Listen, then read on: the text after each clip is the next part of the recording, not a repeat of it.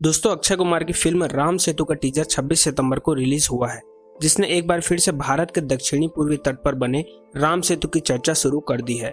कई लोगों का मानना है कि यह रामायण में वर्णित लंका का पुल है, जिसे वानर सेना ने बनाया था। राम सेतु क्या है, यह कई विवादों और कानूनी मामलों में क्यों रहा है और इसका पारिस्थितिक महत्व क्या है, चलिए हम आपको आज इस वीडियो में बताते हैं। भारत के दक्षिणी राज्य तमिलनाडु में एक इलाका है पंबन द्वीप, दूसरी तरफ श्रीलंका देश है। बीच में समुद्र और मन्नार की खाड़ी है। भारत के पंबन द्वीप और श्रीलंका के मन्नार द्वीप को जोड़ने वाले पुराने पुल को ही राम सेतु कहा जाता है। इस पुल के आसपास के पत्थर पानी में तैरते हैं। बड़े से बड़े पत्थरों का पानी में यूं तैरना लोगों को हैरान करता है। कुछ लोगों की मान्यता ये भी है कि यह प्रभु श्री राम की कृपा है। महाकाव्य रामायण के मुताबिक सीता को लंका के राजा रावण के कब्जे से छुड़ाने के लिए भगवान श्री राम को जब लंका जाना था तो उन्होंने सुग्रीव की वानर सेना की मदद से यह पुल बनवाया था। सैटेलाइट तस्वीरों में इस पुल की संरचना देखी जा सकती है। हालांकि अब यह पानी में कई फीट नीचे दब गया है। रामायण में लिखा गया है कि पत्थरों को पानी पर तैराने के लिए उन पर भगवान राम का नाम लिखा गया। भगवान का नाम लिखने की वजह से ही ये पत्थर पानी पर तैरने लगे और उस समय बिना किसी चूना पत्थर के भी इतना लंबा पुल बनाया जा सका। रामायण के मुताबिक सुग्रीव की वानर सेना और भगवान श्री राम इसी पुल से लंका गए और रावण को हराकर सीता को मुक्त कराया। इन्हीं वजहों से इस पुल को हिंदू धर्म के लोग बेहद पवित्र मानते हैं। अब आइए इसके वैज्ञानिक पहलू को भी समझते हैं। 48 किलोमीटर लंबी पुल के जैसी यह संरचना कई अजूबों से भरी है। इसके आसपास का समुद्र काफी उथला है। कहा जाता है कि साल 1480 तक यह पुल पानी के ऊपर था। वैज्ञानिकों के मुताबिक यह पुल चूना पत्थर, ज्वालामुखी से निकली चट्टानों और कोरल रीफ से बना हुआ है।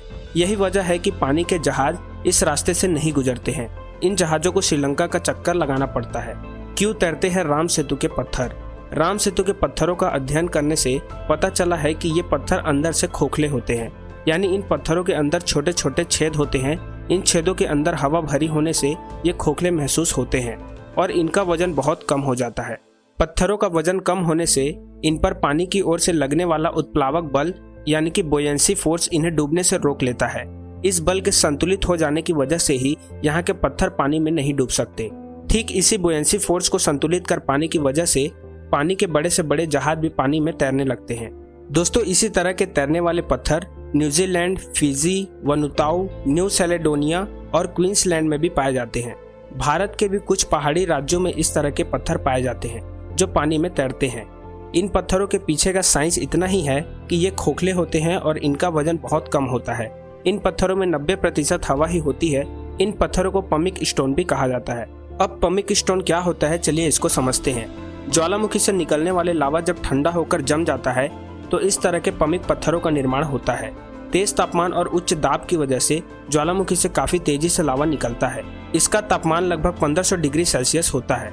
इतना गर्म लावा जब हवा और समुद्र के पानी से मिलता है तो कोल्ड शॉक की स्थिति बनती है।